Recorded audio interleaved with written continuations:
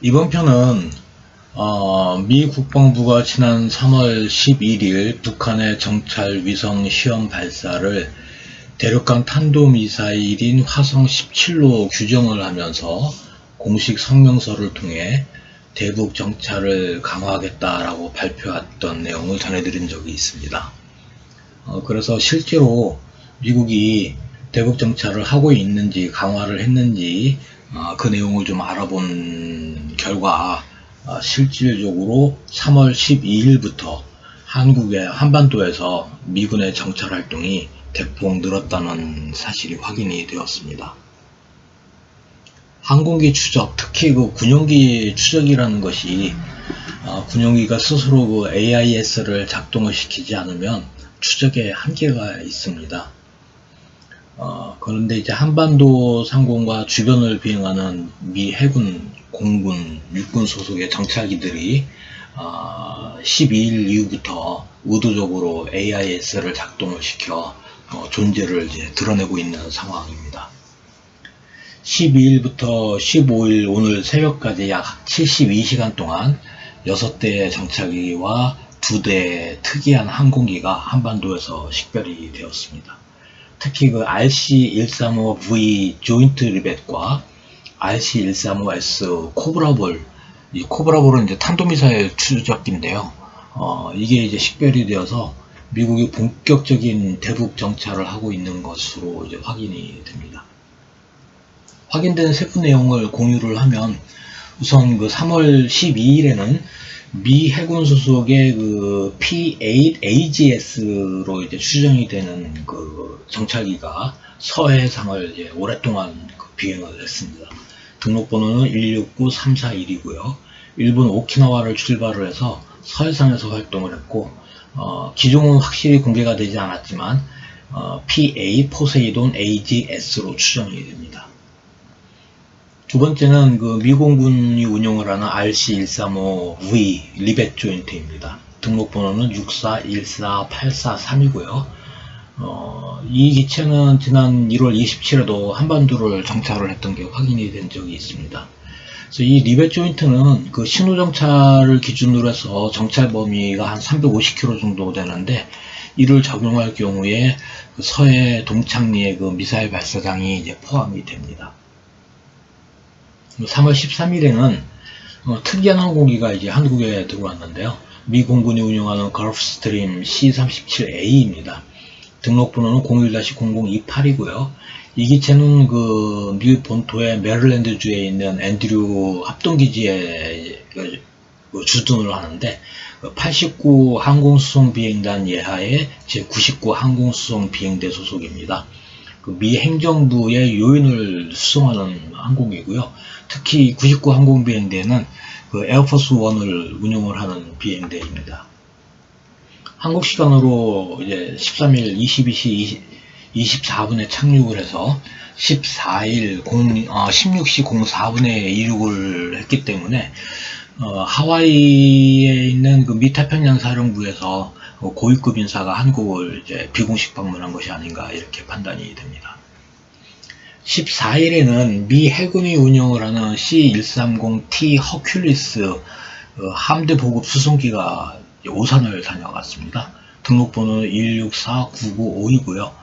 그 일본에 있는 미 해군 아츠키 기지를 출발을 해서 오산을 거쳐가지고 오키나와 가데나로 비행을 했는데, 오산 체류 시간이 1시간 30분 정도밖에 안 돼서 그 화물 수송이 아니고 그 인원 수송인 것으로 추정이 됩니다. 미 해군 제54 함대 보급 비행대 소속의 기체입니다. 다섯 번째는 그 미공군 RC-135V 리벳 조인트가 이제 다시 또 식별이 되었습니다. 12일에 식별된 기체하고 동일 기체이고요.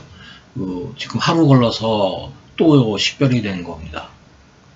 여섯 번째는 그 주한미군 제501 정보여단이 운영을 하는 E5C 크레이지 호크가 이제 식별이 됐는데, 기종은 원래 그 DHC-7이라는 그 기종이고, 등록번호가 N177RA라는 기체와 N158CL이라는 기체 두 대가 같은 날 동시에 정찰 임무를 수행을 한 게 확인이 됩니다.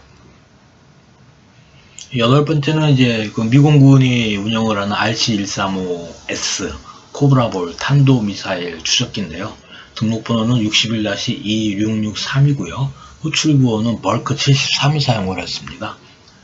3월 13일에는 그 일본 그 오사카 인근의 오사카하고 이와쿠니 사이에 그 상공에서 비행을 하는 게 이제 식별이 됐었는데 3월 15일 오늘 새벽에는 그 공두시 26분에 그 가다나 공군기지를 이륙을 해서 동해로 진입을 하는 게 이제 확인이 되었습니다.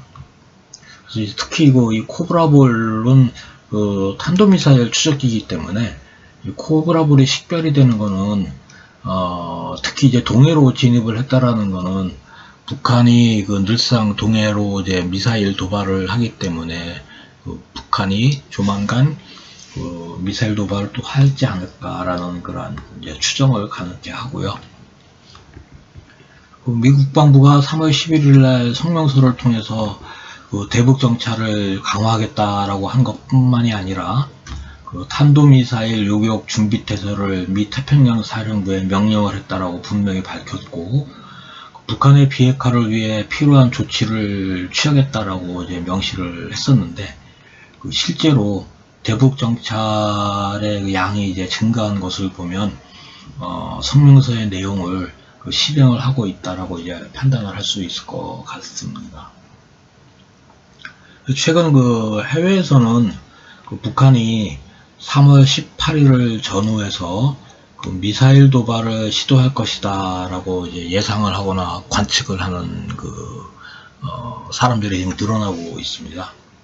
그래서 그 유럽 상황에 그 편승을 해서 북한이 그 미사일 도발을 하고 그 한반도의 불안정을 야기를 시키면서 그 미국과의 그 대미 협상의 어떤 그 유리한 고지를 이제 취하려고 하는 그러한 시도를 할 것이다 라고 하는 이제 분석이 계속 이어지고 있습니다.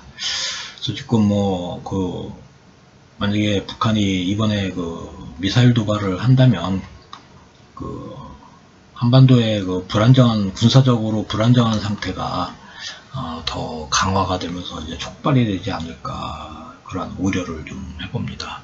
그래서 점점 이 상황이 지금 관측하기가 조금 어려운 상황으로 좀 흘러가고 있기는 한데 조금 더 추가로 파악되는 사항이 있으면 시청자 여러분에게 즉시 공유를 하겠습니다. 이번 편 여기까지 하겠습니다. 감사합니다.